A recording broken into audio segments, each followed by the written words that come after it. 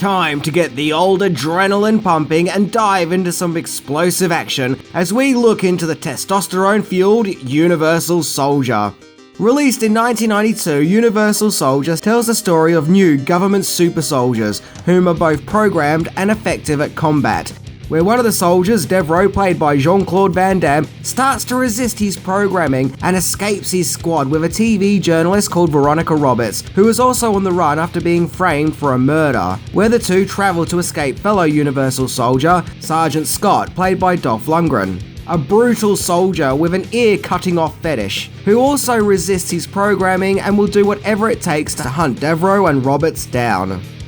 Devereaux discovers that he is a soldier from the Vietnam War, but was killed only to be reanimated as a cyborg commando, known as a Unisol, where he remembers that Scott was also in the war and was a sadistic killer.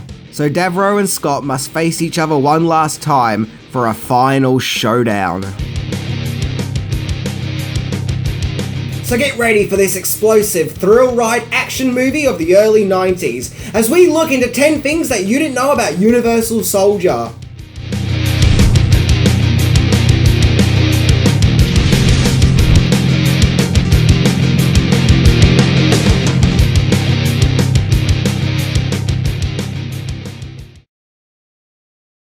Number 10. Korra Loco's Last Legs. Korra Loco Pictures were founded in 1976, and one of the first movies the company co-produced was the forgotten Westworld sequel, Future World. And after that, Korra Loco would go on to produce very successful movies, such as the First Blood series, The Wizard, Total Recall, Basic Instinct, and of course, the juggernaut that is Terminator 2: Judgment Day. However, the company also produced quite a few movies that, although have gone on to become classics, didn't make much money in the box office, and thus the company was struggling financially. So Universal Soldier was a way for Korra Loco to get back on track and to bring in some box office dollars, with action heavyweight stars Jean-Claude Van Damme and Dolph Lundgren on board, and capitalizing on the tough guy science fiction action tropes that had been made popular at that time thanks to Terminator 2. However, the company became defunct in 1995, with Cutthroat Island being the company's last movie. And due to the company's collapse, an upcoming Arnold Schwarzenegger movie called Crusade, which was to be directed by Paul Verhoeven, was scrapped. Damn. Them the breaks, I guess. Number 9. Original title. Universal Soldier's original working title was called Crystal Knights, which admittedly is a, well, let's just say interesting name. The original script was actually a lot darker than the final film. As rewrites of the script took place, the Vietnam War element was added to the story, and thus the movie became known as Universal Soldier. Though not confirmed, it's believed the title Universal Soldier came from the 1964 song of the same name by American-Canadian singer and songwriter Buffy Sainte-Marie. The original screenplay was written by the Hitchhiker writer Richard Rothstein, with rewrites being contributed by Dean Delvin, who would go on to write and produce Stargate and Independence Day. Number 8. The first US movie for a Hollywood heavyweight. German director Roland Emmerich became one of the biggest directors of the 90s thanks to his 1996 mega hit Independence Day. However, Emmerich originally worked on German, or at least German-produced movies, such as The Noah's Ark Principle, Ghost Chase, and Moon 44. And clearly the director had a love and talent for creating science fiction movies. And thus, in 1992, he made his leaps and bounds from German cinema to Hollywood, when he became the director for Universal Soldier. How Emmerich got involved in Universal Soldier is interesting, as Korra Loco co-founder Mario Kassar invited Emmerich to Hollywood to work on a science fiction movie called Isobar. Kassar was keen to get Emmerich on board thanks to his work on Moon 44. Isobar was to star Sylvester Stallone and Kim Basinger, but due to creative differences, the Isobar project was scrapped. And Universal Soldier's original director Andrew Davis left the project and directed Under Siege instead, so Emmerich went on to become Universal Soldier's director. Emmerich would go on to direct other big Hollywood movies, such as Stargate, that awful Godzilla remake, The Day After Tomorrow, and even more recently, White House Down. Number 7. Creative liberties. In Universal Soldier, we see the cyborg commandos supporting unique eyepieces, which consists of one eye being covered up by some kind of high-tech gadgetry. However, although this design may have been striking, it may not have been entirely original, as it's believed that the eye-tech look was inspired by the Borgs from Star Trek The Next Generation. The irony is, both the Borgs from Star Trek and Universal Soldiers are beings that have been reprogrammed, so to speak, in order to assimilate for a higher command. When it came time to filming, Universal Soldier was mainly filmed around Arizona and California, with locations including Nevada and the Hoover Dam. Yeah, Van Damme in the Hoover Dam. That's a lot of dam. And of course, this led to one really hot and sticky shoot, with filming taking place under the hot, blistering sun. However, the Vietnam jungle scene was filmed at the most unlikeliest of places, at the Kingdom, Arizona golf course, with the golf course being dressed and designed to look like a jungle from Vietnam. Hey, I'm just glad there were no golf balls seen in the background, as they did a pretty convincing job of making the location look like jungle scenery. Speaking of odd quirks with the behind the scenes of Universal Soldier, as you can see from these pics, Arnold Schwarzenegger visited the set to hang out with Jean-Claude Van Damme, where it looks like everyone had a really great time. Still, pretty random though. Number 6. Australia had issues with the final fight. Universal Soldier's final fight sees the movie's main villain, Sergeant Andrew Scott, coming to a pretty brutal end when the character gets impaled on a harvester, where Devereaux switches the harvester on, turning Scott into mincemeat. It's actually pretty gross. Awesome, but gross. So much so the Australian ratings classification had the mincing of Scott removed, as it was deemed too violent, and if the scene was left in, the movie would have been given a much higher rating in the land down under, which the studio didn't want, so removing the scene it was. Yeah, Australia. We can handle snakes, spiders, sharks and crocodiles. However, a Dolph Lundgren beef patty seems to be where we must draw the line. So here in Australia, we just kept the harvester impalement and felt that that was enough to kill the main baddie.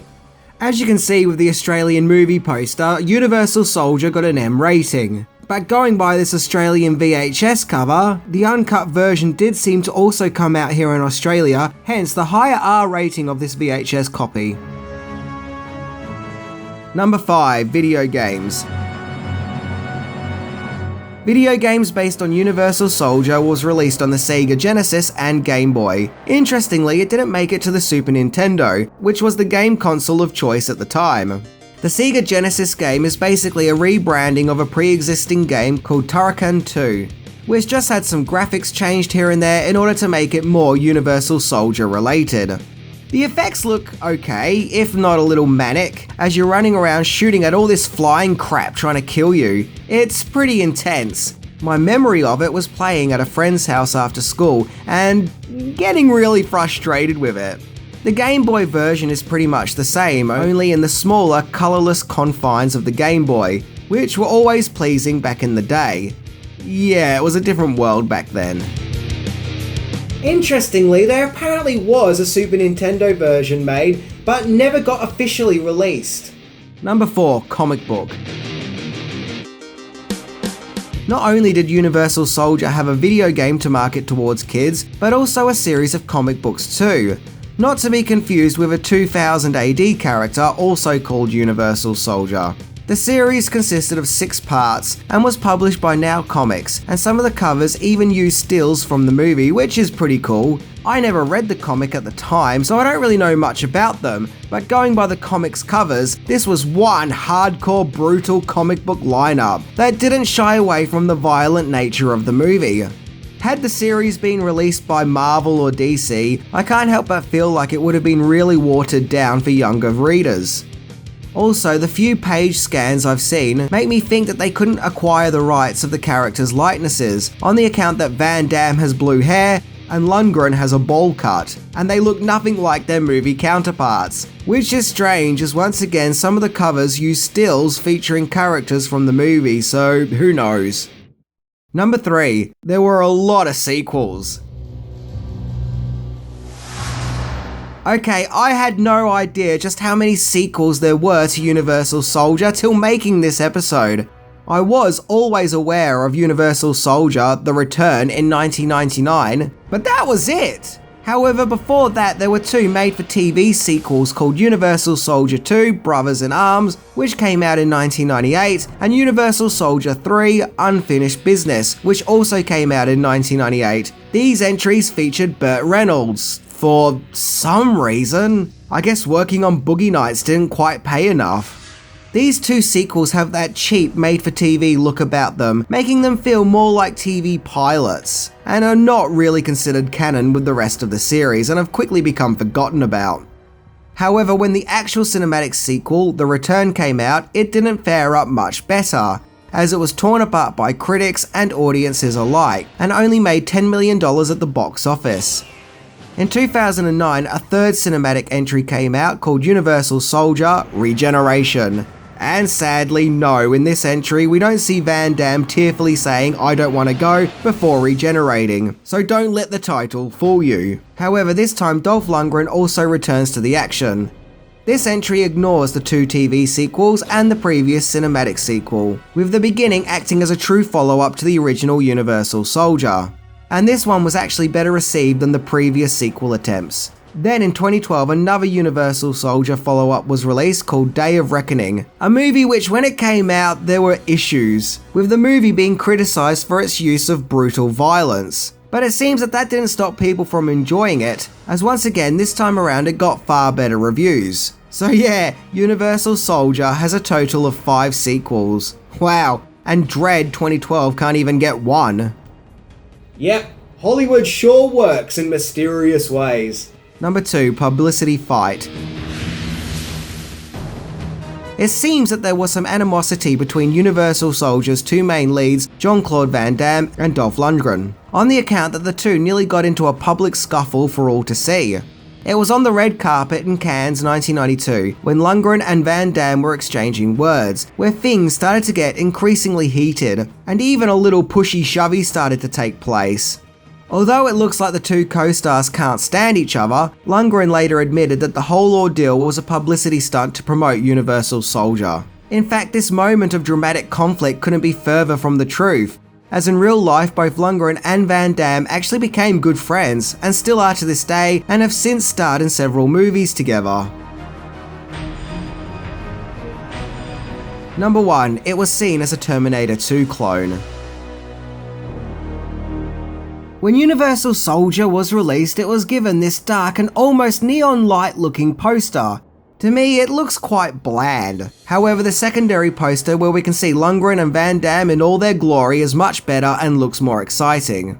The movie made $80 million at the box office on a $20 million budget, making it a modest success, and lovers of tough guy action movies loved it, with many claiming it to be one of the most enjoyable action movies of the 90s. However, as usual, the critics seem to have a stick up their ass with this one, but in all honesty, for the strangest of reasons. That being, it was too similar to Terminator 2 Judgment Day. Personally, I'm just not seeing the connection. I mean, yeah, it deals with cybernetic technology, and it has lots of action, with a good cyborg versus an evil one, and there is a bit of a chase motif going on. But other than that, the two movies aren't really anything alike. But yeah, now I've said it out loud, I can kind of see a few connections between the two. So with that in mind, I guess the movie's biggest crime is that it was released at a time when everyone clearly wasn't over Terminator 2 yet. That, and it was still fresh on their minds.